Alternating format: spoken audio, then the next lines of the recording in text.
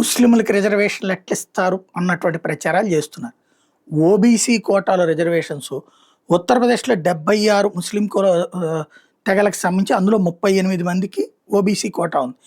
133 వర్గాలు ఉన్నటువంటి కులాలు అనాలేము. బీహార్లో 27కి ఓబీసీ రిజర్వేషన్ ఉంది. వెస్ట్ బెంగాల్లో 91కి 67కి ఉంది. రాజస్థాన్లో 82కి 27 ఉంది. మధ్యప్రదేశ్లో 66కి 38 ఉంది. గుజరాత్లో 146కి 24 ఉంది. జార్ఖండ్లో 91కి 67 ఉంది. ఛత్తీస్గఢ్లో 64కి 24 ఉంది.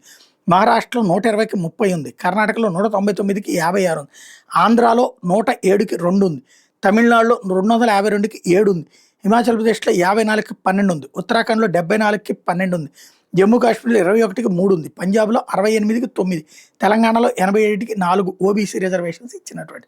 ఇక్కడ వాళ్ళని కుల ప్రాతిపదికనే ఇస్తున్నారన్నది నెంబర్ 1 గుర్తుపెట్టుకోవాలి. రెండోది, ఓబీసీ ఇవ్వడంలో తప్పు లేదు. ముస్లిం సామాజిక వర్గంలో పేదలు ఉన్నారు కదా, ఇప్పుడు కమ్మ, కాపు, రెడ్డి అందరిలో కూడా ఓబీసీ అంటున్నప్పుడు బ్రాహ్మణ వీళ్ళల్లో కూడా వాళ్ళకు కూడా ఇవ్వడంలో తప్పేం లేదు.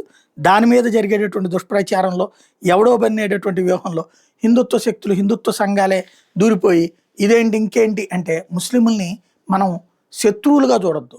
ముస్లింల నుంచి వచ్చే ఎదురయ్యే కష్టం నష్టం ఏదైతే ఉంటుందో దాని గురించి మాట్లాడటంలో తప్పులేదు. కానీ ఓవరాల్గా జాతి నాశనం అయిపోవాలని కోరుకుంటే సాధ్యం కాదు.